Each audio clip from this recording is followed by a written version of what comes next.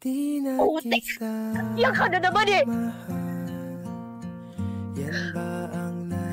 Palibhasa kasi alam na alam mo kung paano ako kunin eh.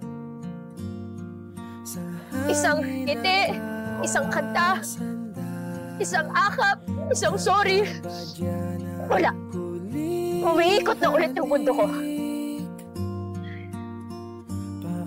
Tangina, primo! Matalino akong tao eh. Pero pagdating sa'yo, ewan ko, natatanga ako. Ano na naman yung kapalit kapag binalikan na naman kita? Itigil na naman yung mundo ko para sa'yo. Ilang taon na naman ang buhay ko yung sasayangin ko. Nangilala mo ba si Miko? Ayun! Magiging doktor na.